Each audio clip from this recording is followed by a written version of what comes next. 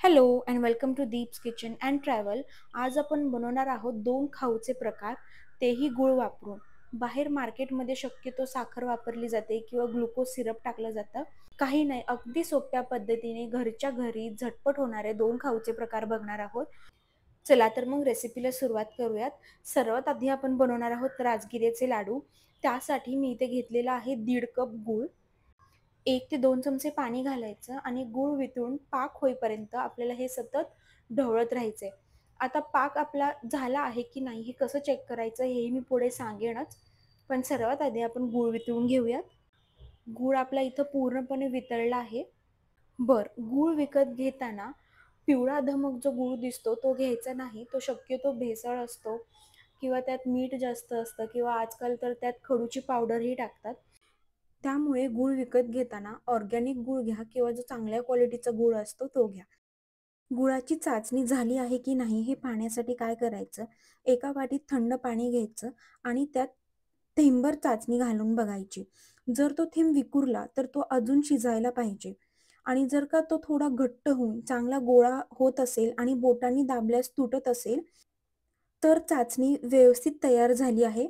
आपली चाचणी तयार झाली नव्हती, त्यामुळे मी इथे अजून 1 ते 2 मिनिटं गुळाची व्यवस्थित चाचणी होईपर्यंत शिजवलं आहे.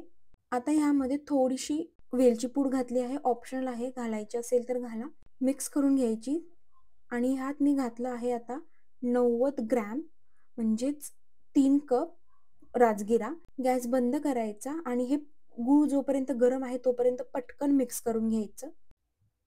जेवढा आपला राजगिरा होता, म्हणजे राजगिरा 3 कप होता, तर मी त्याचा अर्धा म्हणजेच 1.5 कप गूळ घेतला होता.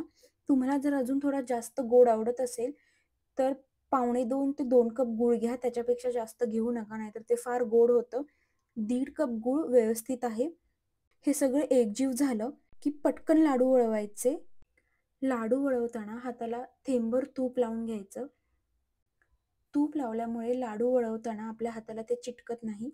आता हे सर्व व्यवस्थित मिक्स झालेलं आहे, तुम्ही पाहू शकता. चला पटकन लाडू वळवून घेऊयात. किती लहान किंवा मोठा तुम्हाला हवा तसा लाडू वळवून घ्यायचा. मी थोडे मध्यम आकाराचेच करत आहेत, म्हणजे खाताना तो तोडायचा किंवा लाडू अर्धा शिल्लकच राहिला असं होत नाही. छोटासा लाडू उचलला आणि तो पूर्ण खाल्ला की प्रश्न येत नाही. गुळाची चाचणी व्यवस्थित घेतली की लाडू आपले छान वळवता येतात आणि ते जास्त दिवस टिकतातही. आणि अशा प्रकारे अगदी 10 ते 12 मिनिटात आपले राजगिऱ्याचे लाडू तयार आहेत. किती सुरेख झाले आहेत पहा. रंगही खूप छान आलेला आहे. आता करूयात आपली लाह्या किंवा मुरमुऱ्यांची चिक्की, तीही गुळाची. सर्वात आधी एका डिशला खाली थोडंसं तूप लावून घ्यायचं. व्यवस्थित सगळीकडे पसरून घ्यायचं. असं केल्यामुळे चिक्की आपली खाली चिटकत नाही, सहजपणे निघते. तूप सगळीकडे लावून झालं की आता इथे मी घेतले आहेत 4 कप लाह्या. लाह्या अजून थोड्याशा कुरकुरीत व्हाव्यात त्यासाठी मंद आचेवरती हे फक्त थोडेसे हलवून घ्यायचे. एखाद मिनिटभर. लाह्या छान कुरकुरीत झाल्या आहेत, ते आता आपण एका डिशमध्ये काढून घेऊयात. आता राजगिऱ्याचे लाडू करताना जसा आपण गूळ वितळला होता तसाच गूळ इथेही वितळून घ्यायचा. 4 कप लाह्या होत्या तर इथे मी 2 कप गूळ घेतला आहे. 1 ते 2 चमचे पाणी घालायचं. गूळ वितळत असताना त्याला सतत हलवावं लागतं, नाहीतर तो खाली चिटकतो आणि जळून जातो. त्यामुळे सतत हलवत राहा जोपर्यंत की त्याची चाचणी व्यवस्थित तयार होत नाही तोपर्यंत. गूळ पटकन जळतो, त्यामुळे मध्यम आचेवरच शिजवायचा. चाचणी करताना गुळाचा रंग आणि वासही छान आला पाहिजे. आपण जी चाचणी घेतो त्याला एक छान सोनेरी आणि चमकदार असा रंग यायला पाहिजे आणि त्यात गुळाचा वास किंचित कॅरेमल सारखाही येतो. गुळाला जर काळपट रंग आला तर गूळ आपला जास्त शिजला आहे आणि असा गूळ कधीच वापरायचा नाही. गूळ आपला बऱ्यापैकी इथे घट्ट झालेला आहे. गूळ व्यवस्थित शिजला आहे. आता राजगिऱ्याचे लाडू करताना आपण चाचणी जशी चेक केली होती तशीच इथेही करणार आहोत. वाटीमध्ये पाणी घ्यायचं. थोडासा थोडासा गूळ घालायचा. गुळाची चाचणी घालायची आणि हे पहा, हा गूळ असा झाला पाहिजे. एकदम व्यवस्थित. हाताने तोडला की तो व्यवस्थित तुटतो. असं झालं की समजायची आपली चाचणी परफेक्ट झाली आहे. आता ह्यात घालायचं लाह्या आणि हे व्यवस्थित पटकन मिक्स करून घ्यायचं.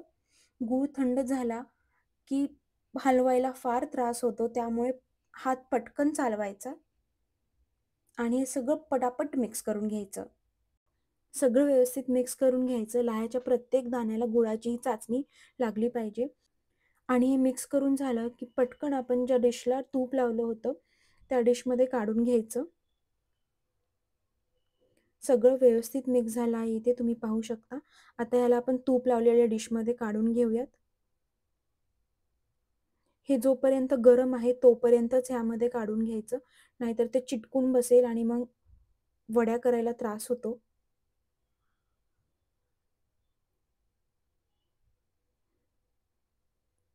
पसरून घेऊयात सगळीकडे. सगळीकडे व्यवस्थित पसरून झालं की हे असंच पूर्णपणे थंड होईपर्यंत वाट पाहायची.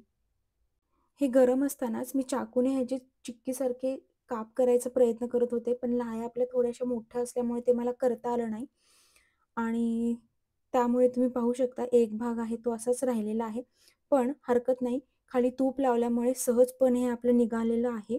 तुम्हाला जमलं तर सुरीने काप करा, नाहीतर मी हाताने तोडून घेतले आहेत. हे असे दिसतात. चवीला खूप छान लागतात. अशा प्रकारे अवघ्या 20 मिनिटात आपले 2 खाऊचे प्रकार तयार आहेत. तुम्हाला ही रेसिपी कशी वाटली ते मला सांगायला विसरू नका. बाय.